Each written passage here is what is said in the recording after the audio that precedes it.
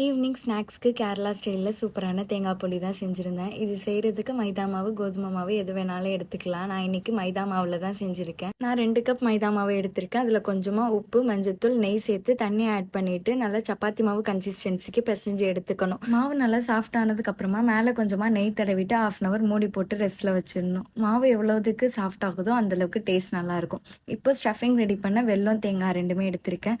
வெல்லம் 1 கப் எடுத்திருக்கேன், தேங்காயும் 1 கப் எடுத்திருக்கேன். வெல்லத்தை ஒரு பேனில் ஆட் பண்ணிவிட்டு கொஞ்சமாக தண்ணி சேர்த்து வெல்லம் நல்லா கரைஞ்சதுக்கு அப்புறமா தேங்காய் ஆட் பண்ணிவிட்டு கொஞ்சம் கொஞ்சமாக மிக்ஸ் பண்ணணும். இப்போ ஃப்ளேவருக்காக 4 ஏலக்காய் தட்டி அதில் சேர்த்துருக்கேன். வெல்லம், தேங்காய் 2மே நல்லா சேர்ந்து இப்போ ஸ்டஃபிங் ரெடி ஆயிடுச்சு. இப்போ மாவு நல்லா சாஃப்ட் ஆனதுக்கு அப்புறமா ஒரு கவர் இல்லைன்னா இலை எடுத்துக்கோங்க. இலை எனக்கு கிடைக்கல. அதில் நெய் தடவிட்டு நல்லா மாவை ஸ்ப்ரெட் பண்ணிக்கணும். இப்போ உள்ள ஸ்டஃபிங் வச்சதுக்கு அப்புறமா மாவை க்ளோஸ் பண்ணிவிட்டு சப்பாத்தி மாவு கன்சிஸ்டன்சிக்கு ஸ்ப்ரெட் பண்ணிக்கணும். இப்போ ஒரு பேனில் நெய் இல்லைன்னா பட்டர் சேர்த்து ஃப்ரை பண்ணி எடுத்தால் ரொம்பவே சாஃப்டாக உள்ள ஸ்டஃபிங்கோட போலி ரெடி ஆகிடும்.